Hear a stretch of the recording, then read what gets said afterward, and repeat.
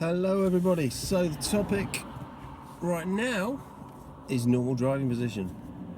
So one of the categories that you get marked on the driving test is normal driving position.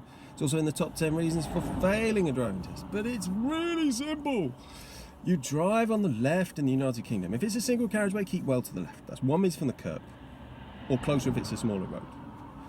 If it's a dual carriageway, drive in the centre of your lane, but in the left lane. You only drive in the right lane if you're overtaking, and then you move back to the left. Or if it was on a dual carriageway and you were turning right at a roundabout, or turning right through the central reservation.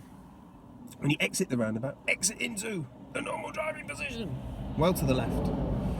It's really frustrating when you see people do it. It's so easy to get serious fault for it. You just need someone to come past you on the left. You're causing them to the right. I think 22